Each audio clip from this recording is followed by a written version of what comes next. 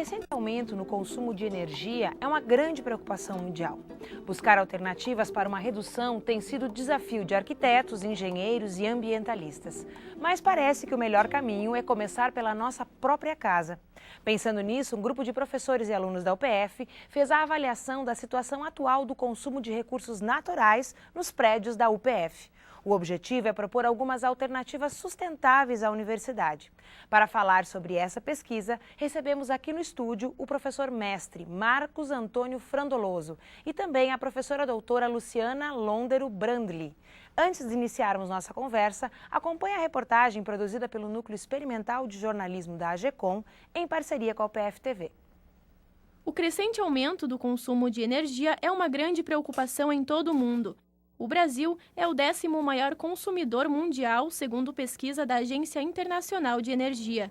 O desafio é buscar alternativas para a redução deste consumo. A solução pode estar na gestão ambiental e na arquitetura sustentável.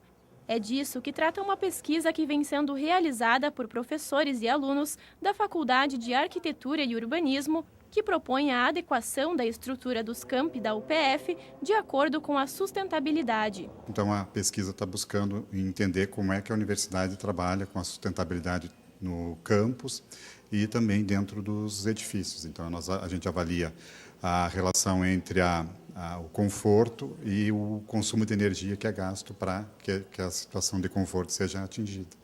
Tem iluminação, temperatura, ventilação. Somente no campus 1 da universidade são mais de 20 mil pessoas circulando diariamente, número que pode ser comparado à população de muitas cidades e que demanda grande consumo de energia.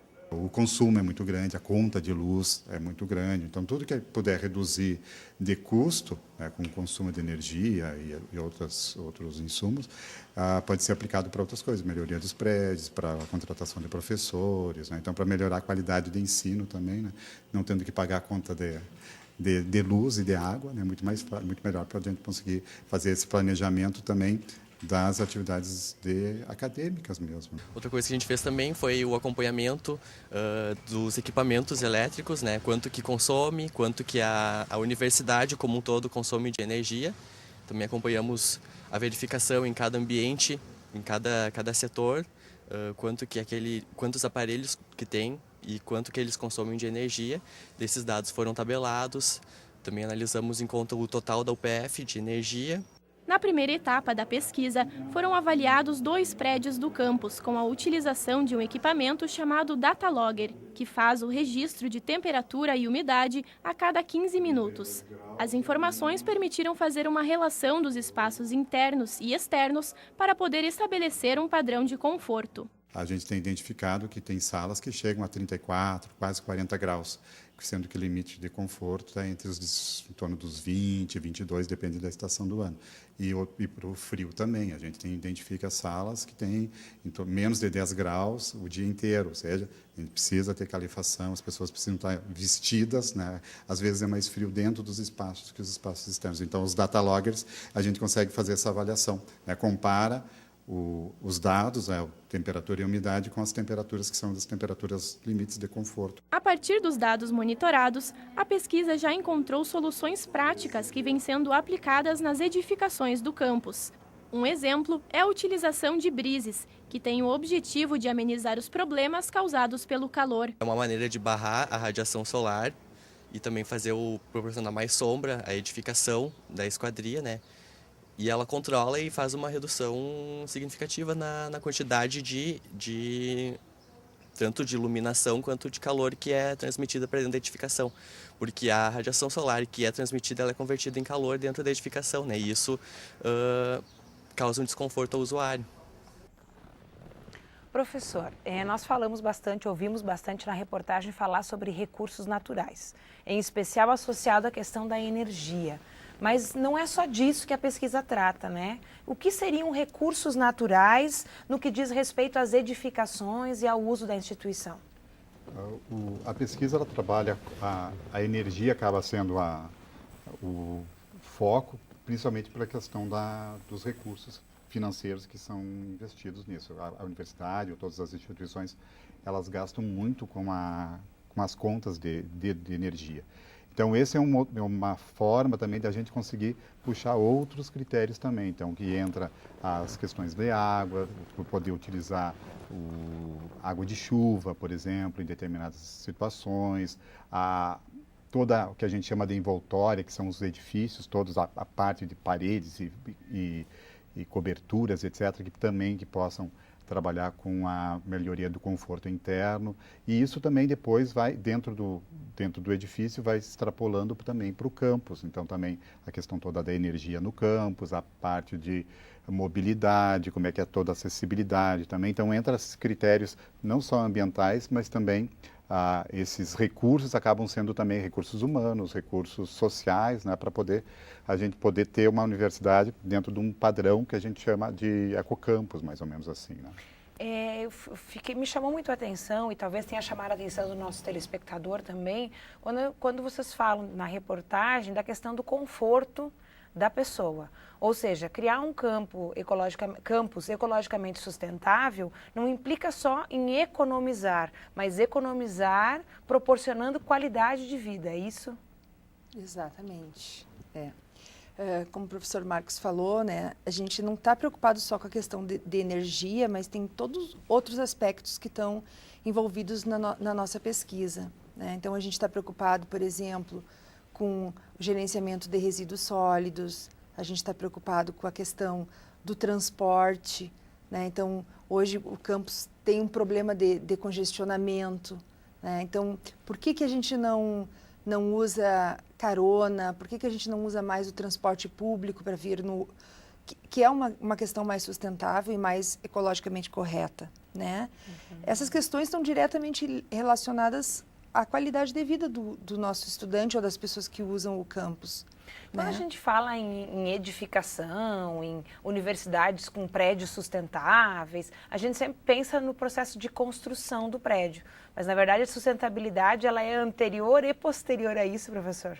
Sim, as avaliações elas têm que ser sempre dentro das fases úteis, as etapas da vida útil dos edifícios, das estruturas, né, do campus, por exemplo.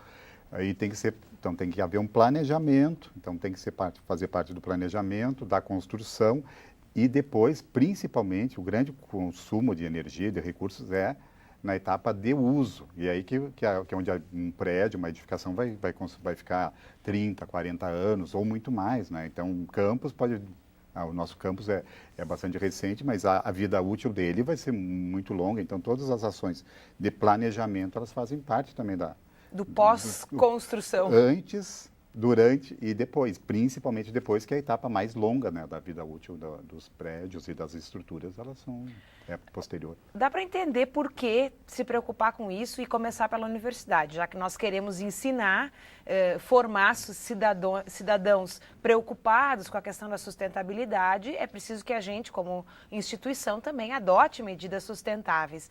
Mas esse estudo não começou só com as medidas que a universidade adota. A professora Luciana estava falando da questão dos currículos, né, Luciana? Exato. A gente, numa outra etapa da nossa pesquisa, nós fizemos um levantamento com todos os cursos, na verdade quase todos, foram 30 cursos de graduação aqui na universidade que participaram, onde a gente avaliou os currículos.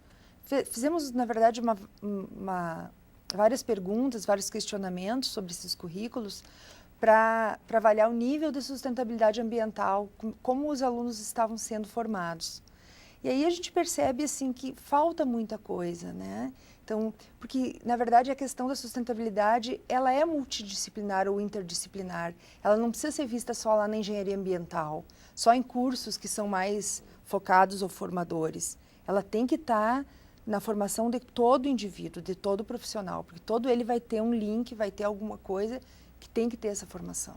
E, inclusive, o MEC agora aprovou uma legislação que obriga as IES, as instituições de ensino superior, a tratar o meio ambiente como uma questão transversal em todos os cursos. Mais ainda, transversal. E não só como uma disciplina, né? Como uma prática de todas as áreas. As ações, a prática, na verdade, o que vai definir essa postura da universidade com os egressos e com a comunidade também, é a prática. Então, as ações, elas devem estar colocadas nas legislações, aparecer dentro dos instrumentos todos de planejamento, como é o caso do PDI, da instituição, que foi a partir do ano passado, que está tendo feito toda essa questão da revisão de alguns conceitos, né, para a legislação, mas principalmente a prática, né? A prática que é importante. Tem uma expressão que o professor usou e que chamou muito a minha atenção, que é a questão do ecocampus, né? Não é muito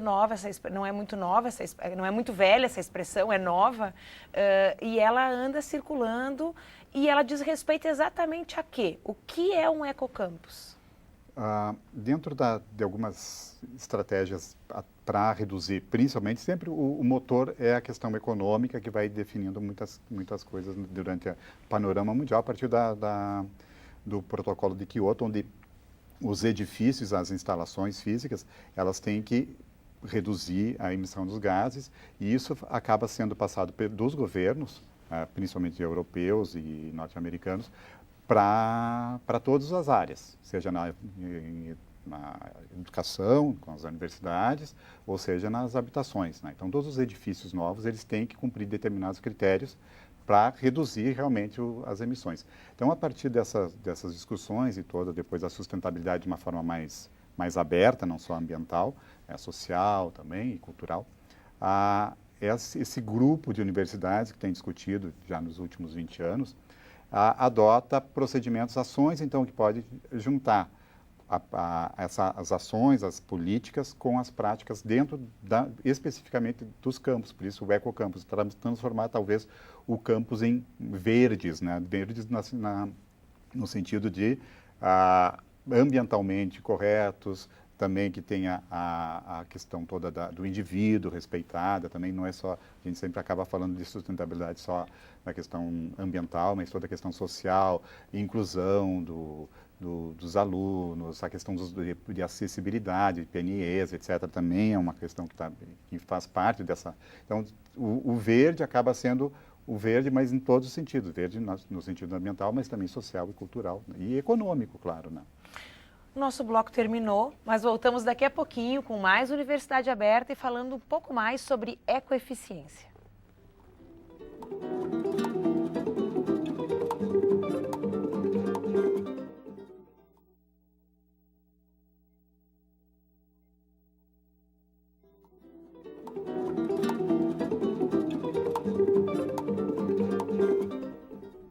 O aumento do consumo de energia é uma grande preocupação em todo o mundo. Como dissemos antes, o desafio é buscar alternativas para a redução desse consumo. Uma pesquisa da UPF busca analisar e diagnosticar a ecoeficiência na Universidade de Passo Fundo. Para falar mais sobre esse tema, estão aqui no estúdio o coordenador desta pesquisa, professor mestre Marcos Antônio Frondoloso, e também o aluno do curso de Arquitetura e Urbanismo, Fábio Pedroso Dias. Frondoloso, estávamos falando antes, no bloco anterior, da questão do ecocampus, né? Existem ecocampus no Brasil já estabelecidos, consolidados, funcionando dessa forma?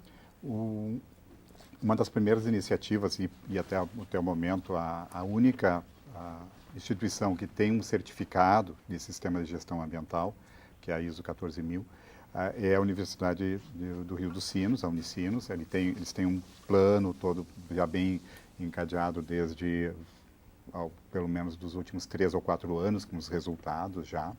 E essas ações são bastante isoladas. Existem algumas ações também na Universidade de São Paulo e no restante são pontuais realmente, né? Existem algumas iniciativas, sempre existem essas iniciativas dentro das universidades. E uma das coisas que a gente está trabalhando também é essa junção entre as pesquisas todas que são desenvolvidas nas universidades dentro de uma coisa maior que atualmente está dentro do Fórum de Gestão Ambiental da UPF, que está sendo realizado também. Isso, então a universidade está realizando um conjunto de ações e existe a possibilidade de a gente conseguir esse ISO também em médio, a longo prazo? Existem algumas discussões com relação realmente à necessidade da ISO. Claro que de algumas formas até é uma maneira das instituições até fazerem um marketing com relação a isso. A gente chegou a identificar a necessidade de aplicar um sistema de gestão ambiental, em função até também do setor de saneamento ambiental da UPF, da licença de operação com a FEPAM, etc. Porém, esse sistema também existem outras alternativas mais simplificadas. Então, é importante que a gente tenha uma política definida, política ambiental, e que essas ações vão sendo implantadas, independente da gente ter a certificação, né, ter um selo mostrando que a gente tem o certificado da ISO 14001, etc.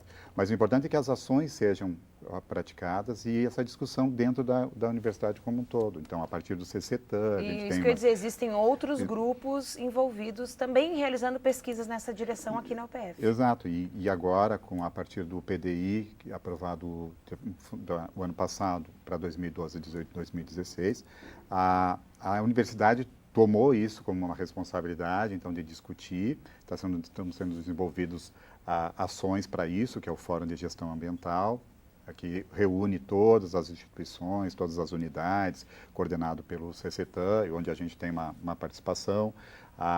O planejamento estratégico também da FEAR também identificou a necessidade de a gente trabalhar com a gestão ambiental. Então, nós temos uma comissão lá dentro da faculdade também trabalhando com isso. Então, é para que a gente possa juntar essas ações todas, de todas essas pesquisas individuais ou de grupos, em direção ao possível ecocampus, independente da gente ter um selo realmente, né? Mas que a gente possa usar isso, a política esteja clara, as práticas todas, o manual de gestão ambiental da universidade seja colocado em prática. Então, nós estamos trabalhando para que, muito mais que as questões instrumentais de papel, né, sejam passadas para a prática no futuro também. Bom, nós vimos na reportagem alguns resultados, quer dizer, algumas conclusões que esse grupo já chegou. Eu queria conversar com o Fábio, que é aluno e que participou dessa pesquisa, para que ele contasse um pouquinho para nós qual foi a parte da pesquisa que tu mais esteve envolvido e o que mais te chamou a atenção. Bem, a pesquisa, então, a gente teve análise do consumo de energia dos dois edifícios, né? A gente buscou analisar esses dois edifícios como uma caracterização geral do campus. Não que eles fossem uma caracterização, mas que eles pudessem prestar alguma relevância, né? Foi a Servir partir como disso, um modelo. Isso, um modelo para o campus. Aí, a partir da escolha desses dois edifícios, o G1 e L1, onde ficam a FEAR e a Engenharia de Alimentos, a gente fez a análise primeiro da ocupação, dos usuários, levantamento de dados, né?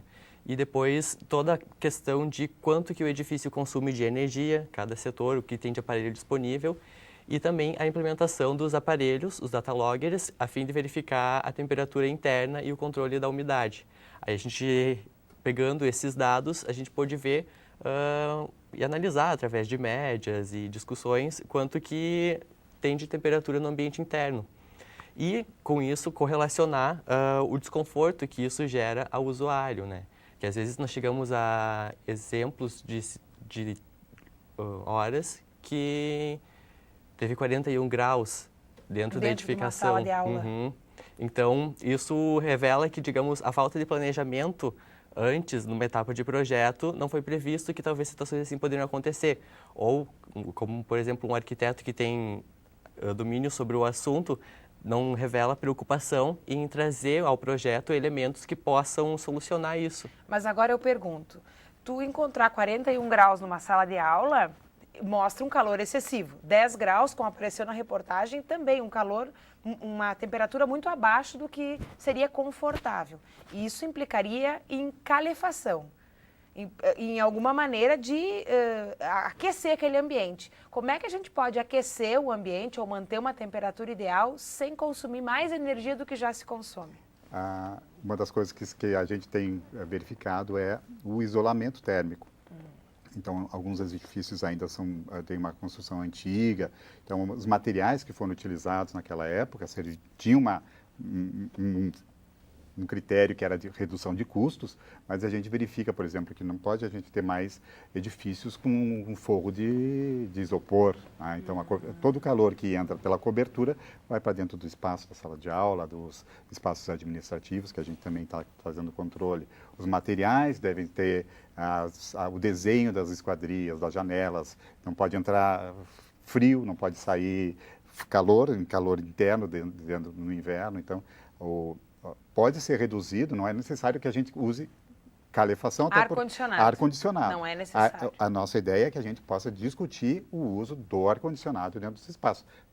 Se fosse possível, a gente poderia até eliminar o ar-condicionado, dependendo do que a gente trabalha em função dessa Quer dizer, a arquitetura a engenharia e a arquitetura já evoluíram a ponto de identificar soluções sem a necessidade de dispêndio de mais energia. Sim, daí são as arquitetura que a gente chama de arquitetura passiva, a gente pode trabalhar com ventilação, então são vários outros critérios que é exatamente isso, né? Agora, a gente identifica que falta conforto, mas não quer necessariamente dizer que o ar-condicionado vai resolver. Se o prédio não está isolado, não vai adiantar, a gente vai colocar todo um investimento de ar-condicionado e aí a gente não tem isolamento, né? Um forro de isopor, como tem vários edifícios, né? Não tem mais. Então, a ideia é que a gente possa definir critérios para melhorar os prédios existentes e a gente possa qualificar depois os projetos futuros, né? Fábio, além dessa questão das altas temperaturas ou das baixas temperaturas numa sala, o que mais te chamou a atenção? Bom, primeiro porque a gente, quando acadêmico, a gente vê muito na teoria as questões de sustentabilidade ou de ecoeficiência. Então, essa oportunidade de a gente ver na prática como são esses dados. Porque ver na teoria, a gente vê, tudo ok, como é que funciona, mas agora quando você vê e você é usuário também dessa situação, daquela sala que tem uma intensidade de calor, então a gente fica mais preocupado e é uma necessidade a mais de prestar isso na conta quando a gente for realizar algum projeto. Até porque, em suma, hoje na sociedade, os conceitos de sustentabilidade são por hora vagos ou então, às vezes, ações restritas. E quando a gente fala de ecoeficiência, a gente já é uma questão mais ampla porque está totalmente relacionado tanto ao consumo do edifício. Não é apenas uma pessoa que faz a sua ação sustentável, é um edifício como um todo que tem o seu controle energético. Gostei dessa palavra, ecoeficiência. Eu gosto de palavras novas porque as velhas elas são tão usadas que às vezes elas acabam meio banalizadas, né? Caem num uso comum e até reduzido do verdadeiro significado. Professor Frondoloso, o que é ecoeficiência? É uma discussão bastante, porque existem até algumas diferenças de ser eficiente e ser eficaz. Né? Então, ser eficaz, a gente vai cumprir um objetivo e pronto. Né? Então, sou eficaz, cumprir meu objetivo. Cumprir meu objetivo.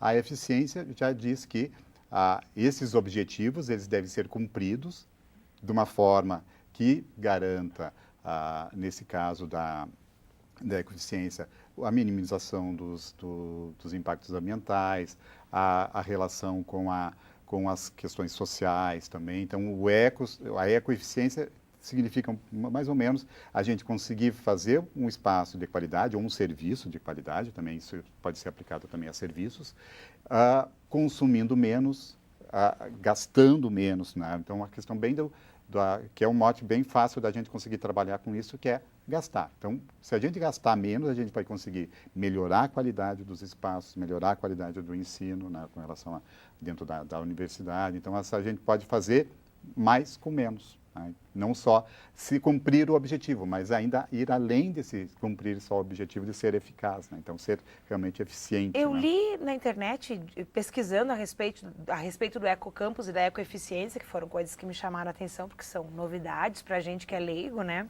E descobri que a França aprovou uma lei em 2009 ainda, e passou a executar agora, né? Chamado Plan Vert, que propõe, então, que as universidades tenham planejamentos sustentáveis a curto, médio e longo prazo e que, ao serem construídas, já sejam construídas tendo isso como perspectiva.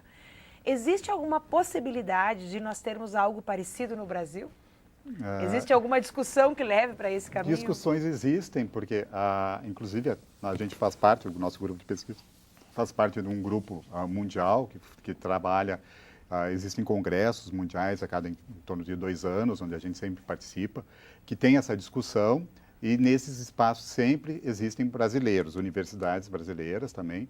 Porém, essa questão de normatização, a gente acha que possivelmente seja bem difícil a gente alcançar, porque agora, recentemente, a gente está conseguindo ter algumas normas com relação aos edifícios. Né? Então, os edifícios, sim, vão ter que ser eficientes a partir de... Era para já ter acontecido, então sempre tem aquela questão de vamos postergando. A partir desse ano, do ano que vem, os edifícios vão ter que ser certificados também, então isolados. E na sequência, né, então vai ter que acontecer inclusive com os edifícios existentes, né, com reformas. Mas dentro do campus, possivelmente a gente ainda vai demorar a conseguir o padrão, que são as universidades europeias, como o Plano Vector, o Ecocampus, realmente, que é uma palavra também que pode ser usada. Então, a sustentabilidade dentro das universidades de uma forma normativa, eu acho que é um pouquinho difícil ainda a gente alcançar, embora a legislação do Ministério da Educação já coloque que a ambientalização dos currículos já apareça, né? Então, Como uma obrigatoriedade. Como uma obrigatoriedade. Isso, então, até os nossos PPCs todos têm que estar sendo revisados, né? Bom, eu quero agradecer a presença do professor Frandoloso, a presença do Fábio, da Luciana, que esteve no outro bloco conosco, da professora Luciana, e dizer que só nos resta ficar aqui torcendo para que, além das ações que cada universidade, que a nossa universidade possa adotar, que isso vire uma obrigação. Afinal de contas, faz parte do desenvolvimento do nosso país. Muito obrigada, até o próximo Universidade Aberta, espero você por lá.